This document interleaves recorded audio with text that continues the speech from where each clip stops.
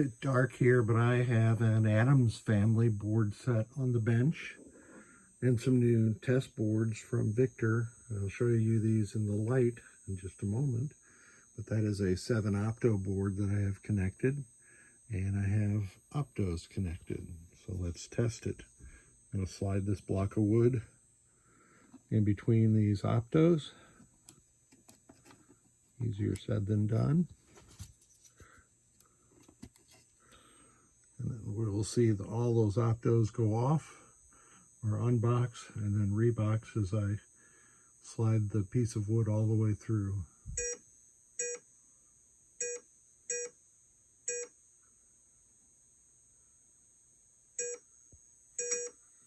And that 7 opto board is working perfectly. And here is that tester in with the lights on, and I've made these light shields because if you don't, these optos, the transmitters and the receivers, a transmitter from an adjacent row or next to one will light the receiver well enough for it to work. And then of course this is just the 7 opto board as used in Addams Family and Bram Stoker's Dracula, etc. And this is a gasketry, I'll call it, that connects the 7 opto board rows, columns, and power to the correct rows and columns on an MPU board on my bench. So I can do this one more time, but with the lights on this time. We'll see if I can get these both in the same shot.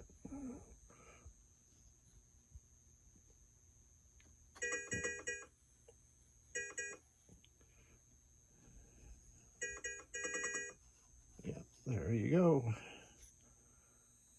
Now testing the other features of this board set. This board set is going into a high-end restoration done by my friend Brian Kelly up in Minnesota.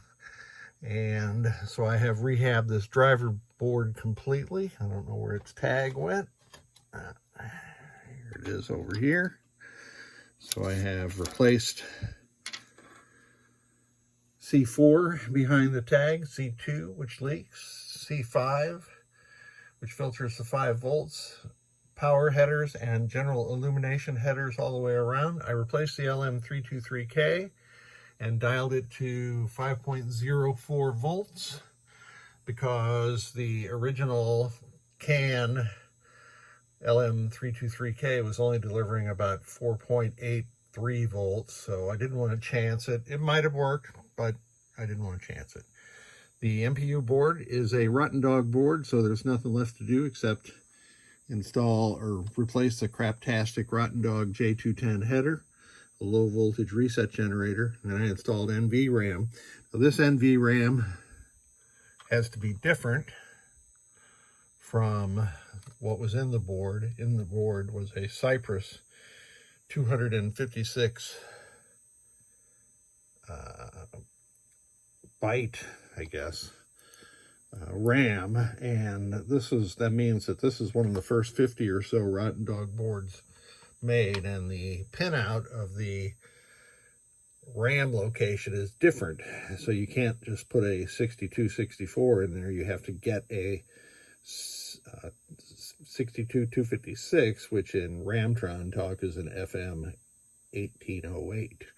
So this is working perfectly. The soundboard, totally rehabbed.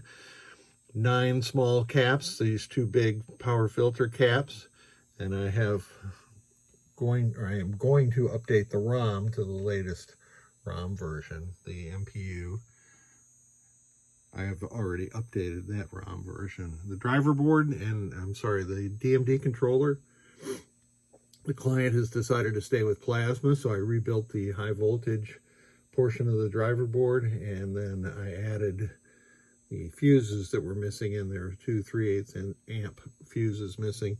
I always replace these headers on the bottom, mostly because it's easier to get to the high voltage sections. So let's test it out. I just got finished testing that 7 opto board, so we'll do the rest of the switch test.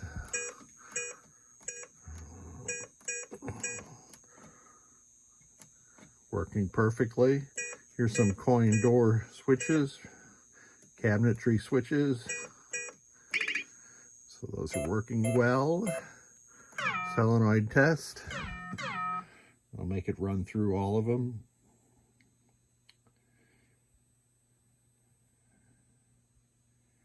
These test aids that Victor has created really make the testing a lot easier, and I guess I'll say more reliable, certainly prettier.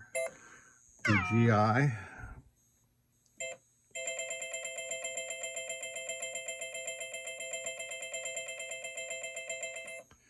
And the dimming is working perfectly. I'll come back to sound. I always forget about that. Test the lamps and the flashers simultaneously. And let me do single lamps.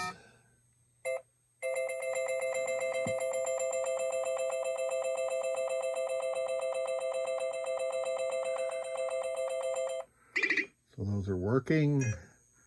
Sound. This is going to take a while. Sorry.